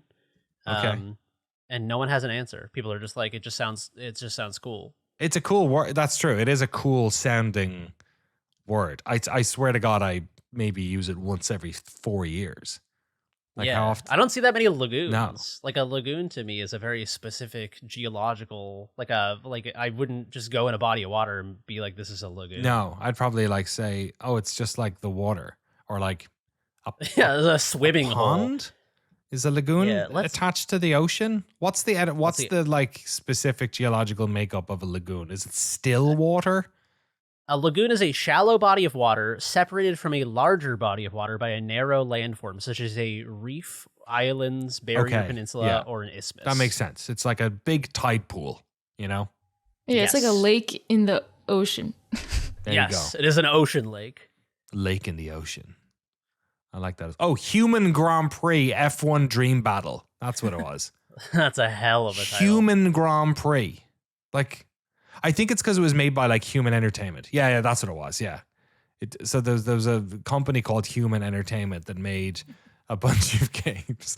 And for some reason, they decided they didn't think it would be weird to call their game. Like Human Grand Prix is like an alien saying, I'm Dave the Human. You know what I mean? Like it's very Human Grand like. Prix sounds like a marathon of just people running. Yeah. The Human Grand Prix. The human, you expect it to be like one of those, those Japanese digital, the horse racing thing where the horses get long. It's like that, but they're all riding people or something. Human Grand Prix. A human cannonball is like a guy in a cannon. Regular Human Grand Prix. It's like Kang and Odos have put on a Grand Prix. Yeah, what are they hiding? Yeah, exactly. Yeah. Second Simpsons reference of the day. All right, that's all of our games this week. Derelict Star, Frank's Racing Wheel Extravaganza, Nocaps' Songs of Glimmerwick and Eastshade. Some WoW Midnight discussion in there as well. And of course, I am Jesus Christ. Emails. Let's get into it. We had so many emails. Thank you. We did a Patreon exclusive episode, and we have so many more backed up, so we could probably handle these over the next few weeks. But please keep adding to the pot. Email us podcast@noclip.video or in our Patreon Discord and the podcast chat channel. Our first email comes from Bone Mold asking, I'm asking you if you can remember the first game that had an emotional impact on you, that resonated with you for reasons beyond, yippee, this is so much fun. I can still remember watching the ending cutscene of Twilight Princess as a kid and my eyes filling with tears as I realized the story was over and Link and Midna would never see each other again. Oh, man. What a bummer. What about you guys? I would say Earthbound was probably the game that moved me the most as a child. That and Final Fantasy 4 and 6. I remember staying inside like an entire half of a summer to play Final Fantasy and just having to explain to my parents that I was in the middle of this like emotional experience. They're like, Oh, "It's man. fucking beautiful outside," and I was like, "Yeah, but like it's beautiful inside too, Mom." It's beautiful. Sorry, I didn't say that to her. I wish I did though. I think it was in. Oh, I'm trying to remember. Was it Call of Duty or was it? No, it was Call of Duty. It wasn't Medal of Honor. Storming of the Reichstag at the end of the Russia campaign. When you get to the top with the flag, that was one of those moments where I kind of realized how many people have to die to get one building, because you play is it the Stalingrad level, I think, at the start, where they send you out, they send the guy in front of you, they only have enough weapons for every other soldier. So the guy in front of you gets a gun and a clip, you get a clip. And they're like you pick up a gun when someone dies. Like that's what you do. You're like, what? And then like, you know, looking this stuff up on the internet afterwards and it being like true. Like some guys were just sent in with flags. You know, you're like, way, here we go. And then you're like, no wonder like Russians lost, you know, what, 15 times more than any other country or whatever. And I remember I was quite young. I mean, I was like 12 or something. And I remember playing the Call of Duty, getting like kind of overwhelmed at like, Jesus Christ, like this is war as hell, you know, in this like chintzy video game situation. But yeah, definitely had an effect. No caps. You got any emotional childhood moments with video games? The first thing that I can think of, like that wasn't just like video games, ooh, jumping around, is The Last of Us. Just like seeing that a game could have like a dark story, and like I feel like I didn't play that many games where you're like a human, like you're always like an animal or like whatever kind of character. And so this came out like early high school for me. Right. And I was trying to be like, whoa, like this is really dark. Yeah, the start of it, like the whole way through as well. Like the opening of that is pretty heavy, and then obviously the ending is very heavy, and the whole way through the middle, kind of heavy, you know. Good stuff. Frank, did you answer? No, I was trying to think. Like, I definitely cried playing Donkey Kong Country 2, but only because it was so hard and I couldn't beat it. Like, I definitely had emotional attachments to games as I got older. With like Metal Gear Solid 3's ending with the boss was great, and like Last of Us. But like I was in like my childhood and teen years, like I definitely had an emotional attachment to Super Mario World as that being like a very colorful and fun game, and like the ending cutscene where you finally kill like Bowser or Baby Bowser, and then spoilers, man. and you're going back with all the Yoshi eggs, and like now the castles are now Yoshi homes. Like I remember that being really cute, but like, and then in teenage years I was just chaos with like WoW and Counter-Strike. But like, yeah, it really wasn't until like hitting some level of emotional maturity was like, oh, Metal Gear 3, oh, the boss, oh, Last of Us. But like, yeah, in my childhood and teen years, films is where and that maybe like it got me. But like, yeah, I don't know. But there's something sincere with like Super Mario World as a kid was like, oh, this is like, I think just the palette of that game. Yoshi's Island actually maybe, because I really I think it's just from a like visual emotional level, it was like, oh, that is so soothing, the palette for me. But yeah, I don't think I had any like deeper emotional connections where I processed story and cried over that until I was older and just more emotionally mature. But yeah, something with like Mario World and Yoshi's Island were like childhood sweet games of like, oh, this is like kind of tender and cute in a way that do they still remind you of being a kid? Like if you play them now, do you go back there? I think like Mario World, yeah, and I think I thought that's why I don't play much Nintendo games these days, because I was like, oh, that's like my childhood stuff. I don't really crack it open. It doesn't hit the same way. Like Donkey Kong hit in a way of like, this is so fun, but I can turn it off and not care anymore. You know, like But yeah, whereas the Mario World and Yoshi's Island, that specific, like I can think of like Street Fighter 2 ending cutscenes like that. Like there's something like with the pixel art and music and like simplicity of it that's like a childhood, like a childhood fairy book story. You know, like that kind of like. That animation of the guys in front of the building with the punch is like I am 6, like it's just like there immediately. It's amazing. Yoshi's Island also, there's something about like the aesthetic being so cutesy, and then the premise is like an abandoned baby Mario like taken in by all the Yoshis. It's just like, I don't know, I found it's very disarming, and then when it does like tenderness or sincerity, you're like, oh, I was just like here for fucking Yoshi, and now I'm crying on my Super Nintendo. How dare you?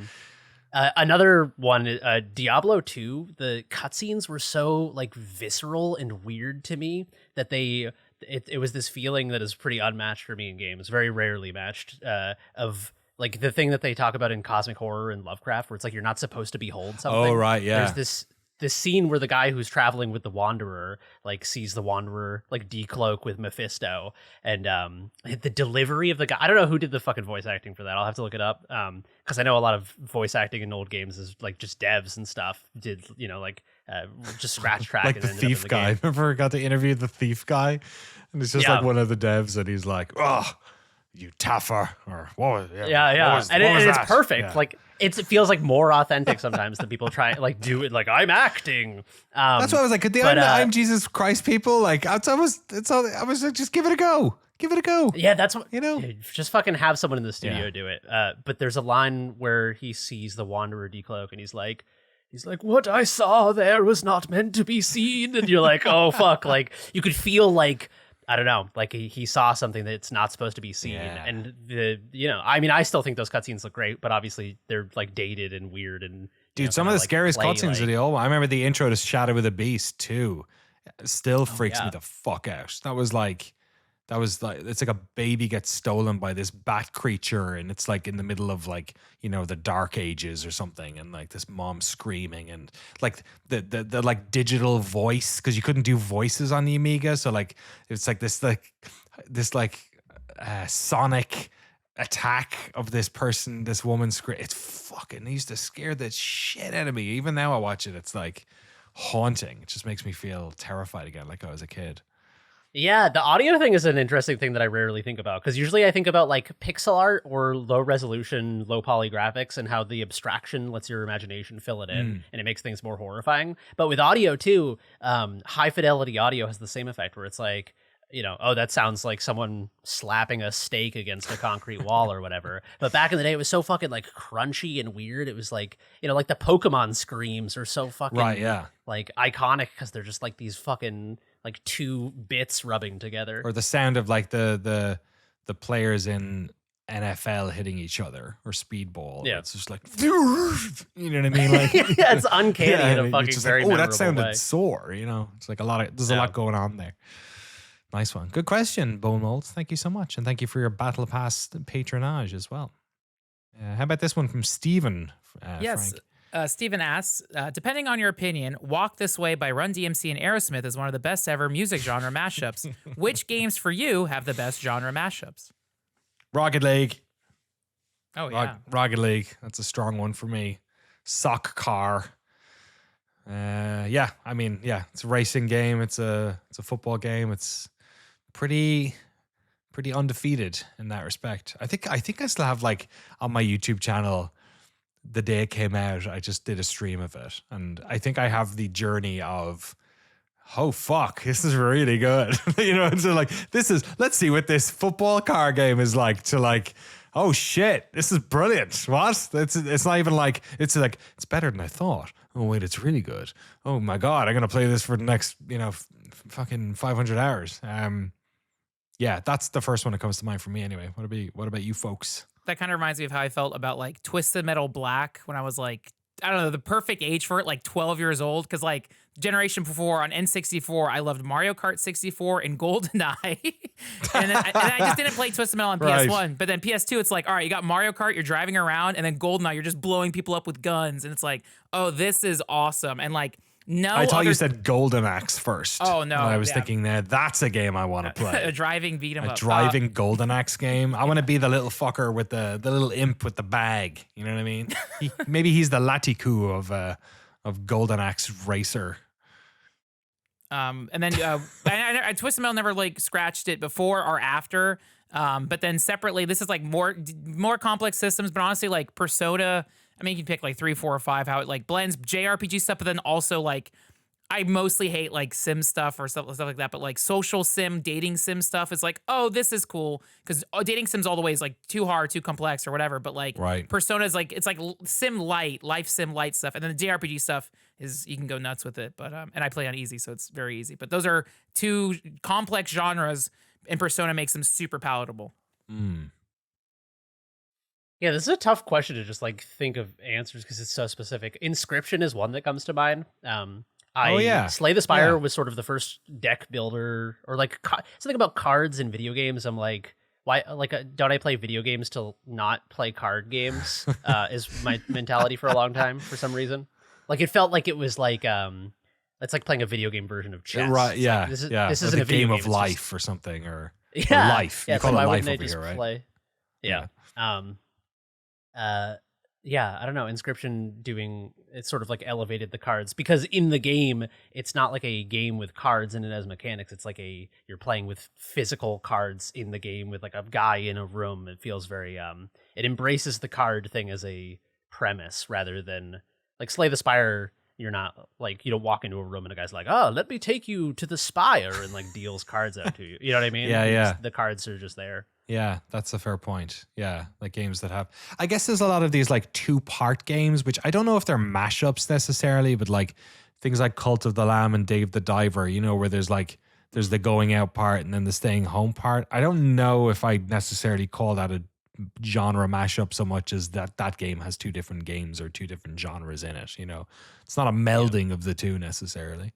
But that's been an interesting thing to see people like kind of keep the game simple, but just add variability in that respect, or add like sort of pacing, you know, to it, instead of having like, oh, here it's like a exploration dungeon crawler like Cult of the Lamb, and then they have to put in like sort of quiet moments in that to try and keep the pacing. Whereas, yeah, just the idea of like creating an entirely new set of systems outside of that then they sort of speak to each other and handshake each other that's kind of it's a new game design thing I think we've seen over the past, whatever, 5-6 years that has sort of emerged, you know?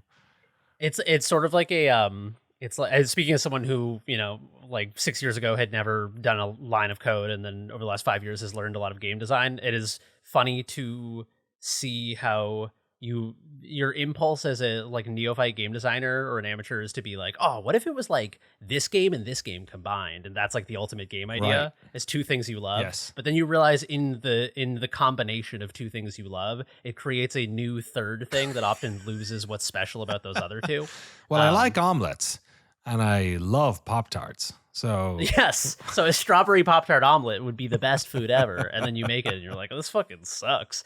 I wish I had it is interesting. omelets and Pop-Tarts, which is, yeah, you're right. Maybe that's the way to do it, is like, you know, is make both games and stick them together somehow.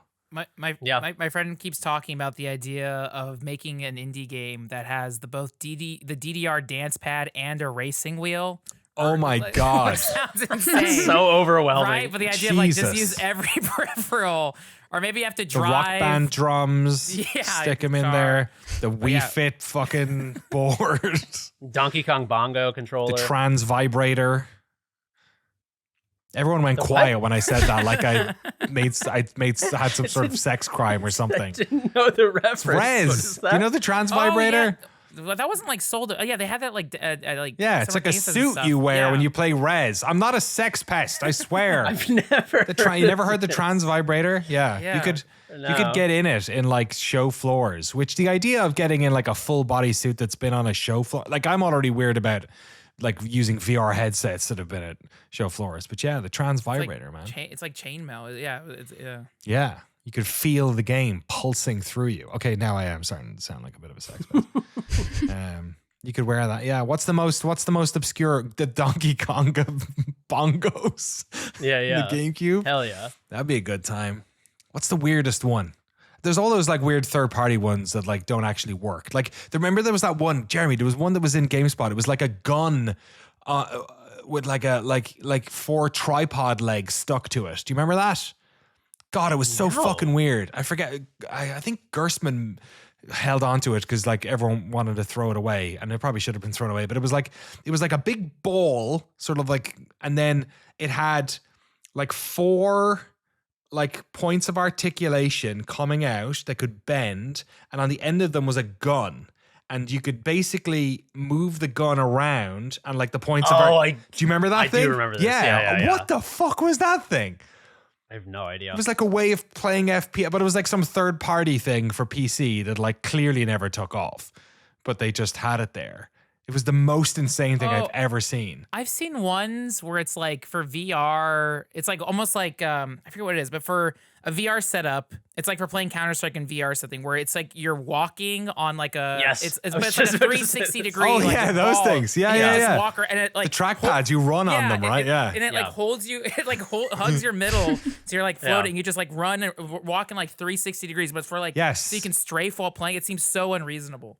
I remember working at GameSpot. That was like the era, because I started GameSpot in 2013. I feel like that was the era when like VR was sort of just initially showing up more popularly. And every CES and E3, there was like 1,000 peripheral companies that were like, this is the infinite treadmill. This is like the fucking, you walk on a giant like trackpad mouse ball while you play.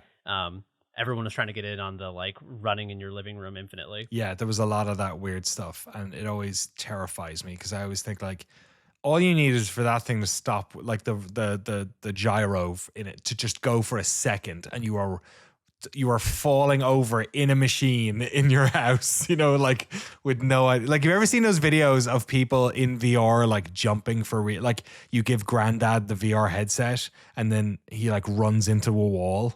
Have you ever seen those? Yeah. Or like there's one where there's like a plank game that you're wearing the headset and you're like standing on a plank between the twin towers or something. I don't fucking know.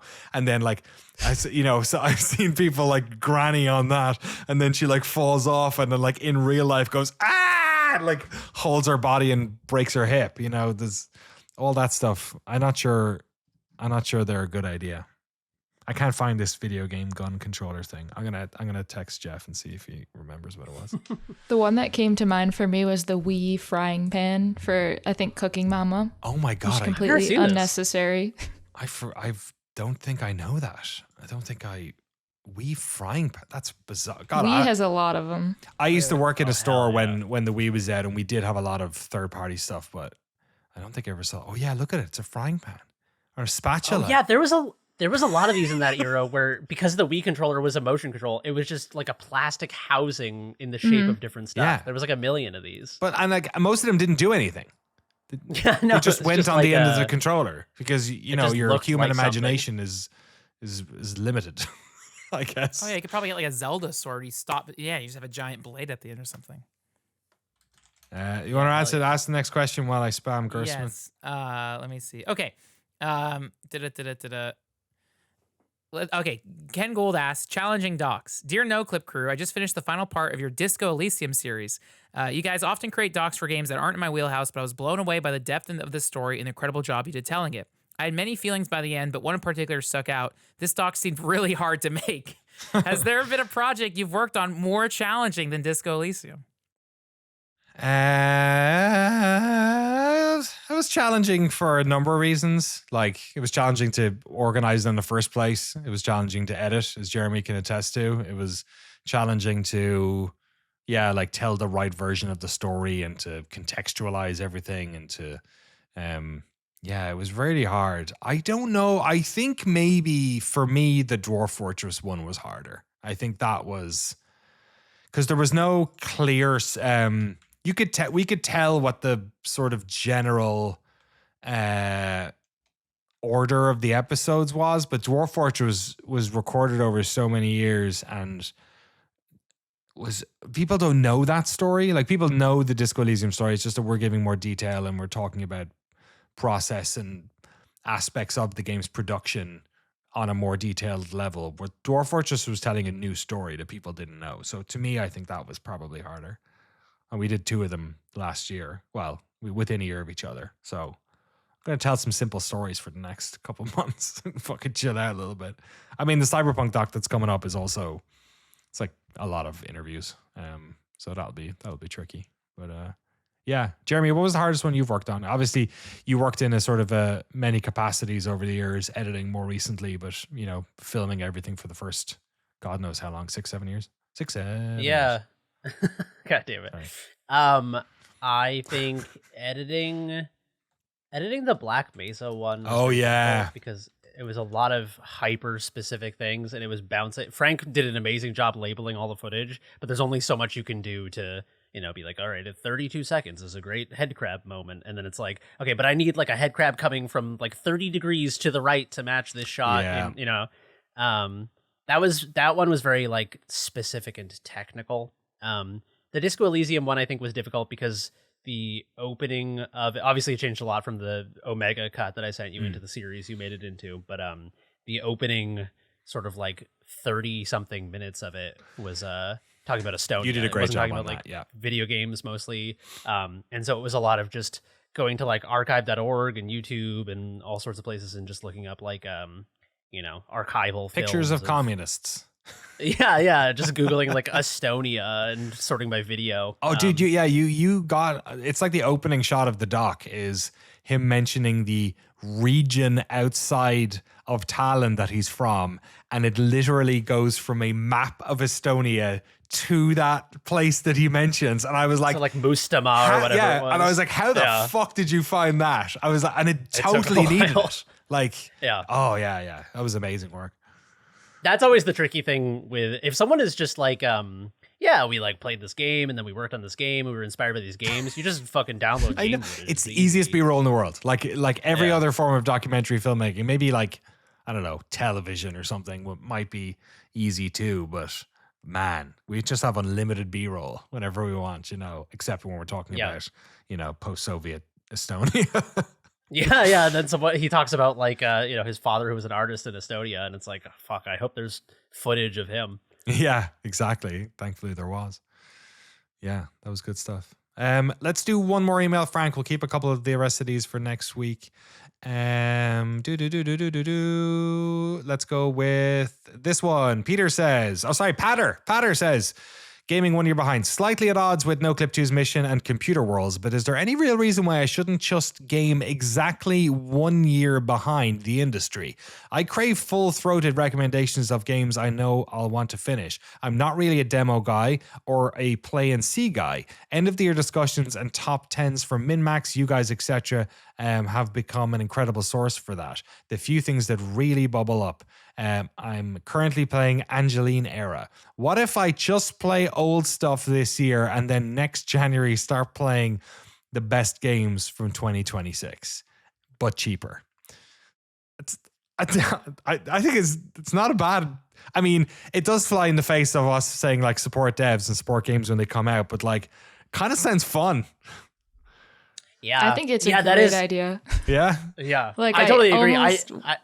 You almost want to do it? I almost wish that like I feel like I'm like split. Like part of me like needs to keep up with every single thing ever coming out just so that I don't miss the one big thing, even though like if it was meant for me to play it, I would have found it eventually. And then the other part is like when I'm playing games that like aren't for work, I have to like specifically pick out things that I'm like, I'm not going to talk about it in a video. Like I'm just going to play it for me. But then like maybe like I could put it in a video. But like I kind of like created this problem for myself, I guess, by just getting into this. And like I started out by like being, I want to talk about these games that aren't even out yet. And like no one knows about them and that no one's talking about them because they're not out. But like, oh, they uploaded a new trailer. They put this post up. So like I'm going to like analyze this, and then it just became this like compulsive obsession. And like I check Steam, I literally check Steam every day, not the new like and popular, but just all the new games. Like I scroll through that every day and I hate it, and there's never anything good in there, but like sometimes there is. So like I would love to game 1 year behind and just like turn off the internet.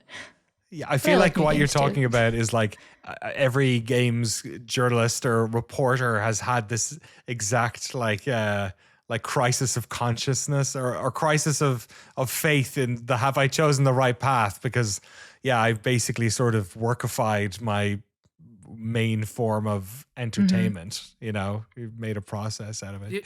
Honestly, like, because I used to teach film, I couldn't enjoy movies for a while because it was like even like I would sit down and watch a movie in theaters and all I would think about was like how they were editing it, because I had to like I was in Premiere all the time with students and stuff, and I couldn't enjoy movies. I worked at a movie theater, so we had to like, this is what this film is. This film nowadays I watch mostly. I mean, I just saw the drama in theaters with my mom and her friend. It was great, but it's like I'm not worried about like. I'll just see movies when I see them usually, and it's like, and I'm not even trying to keep up the zeitgeist. Like the Oscars came and went, but it was like, I'm just kind of outside that zeitgeist, and it's awesome. It's like, this is so great. Yeah, I have that relationship to movies as well, because there's a weird phenomenon with media in general, which this email kind of alludes to, which is that when things come out, people are sort of excited about them because they're new and exciting. And then like, I don't watch any new movies the year they come out. I wait, because if in a year people are still talking about a movie, I know that it is something that is worth my time. Whereas like sometimes I'll see the new movie everyone's talking about and I'll be like, I guess that was okay. And then I'll never think about it again. And I'll never hear anyone mention it again. Right. So there is sort of a new shiny appeal to media when it comes out that you don't understand the staying power things have until it's like that interview with who is it? It's the fucking Nick Raffin and fuck, who's the guy? Frank knows what I'm William talking about. Friedkin, I think. Is there a Friedkin. gas leak Yes. in here? Yeah. Yeah. Nick Refn is like, he's like, yeah, I think Drive is like, one of the greatest movies of all time. Saying that about his own movie, and Friedkin's like, have you lost your fucking mind? He's like, we won't know if Drive's a good movie for 20 years. Yeah, right. Yeah. Yeah, I kind of feel that way about media in general. Man, oh man. Good question. Yeah. All right, let's call it a podcast right there. Thank you so much for listening. We will be back next week with more video game stuff on the Noclip and Noclip 2 sides. Obviously, Disco Elysium series is now totally out. Over on Noclip 2, we have the Songs of Glimmerwick preview. We also should have the video, our latest... we're figuring out a name for this, but like, Noclip's game recommendation zine or something. It's like our collective video where we all chip in and talk about games that recently came out that we want to recommend. We also have Frank's Frank's discovering the, I guess, unknown world of video, like arcade racing games in Japan, which is so fascinating. It has so many different aspects of car culture and arcade culture in it. Definitely check that out. We're going to have new episodes of Metal Gear Rasha going up. I'm also posting a 1 hour, I think it's 1 hour 45 minute cut of Alexander Rostov from the Disco Elysium series. People were like, oh, I'm so sad the series is over. I just listened to Rostov talk all day. Well, now you can. I put uploading almost the entire thing. I had to trim out some parts because he had bathroom breaks and we drank coffee and talked about family stuff at parts. Otherwise the whole thing is in there, so you can go check that out. Patron show should be up by now as well, and probably another couple of bits and bobs I haven't thought of. So yeah, loads hitting the site, the various YouTube channels, and also various Patreons. So thank you all so much for supporting our work. Patreon.com/noclip, Patreon.com/noclip2, and we'll be back next week with more video game chat. And who knows, I might still be Jesus.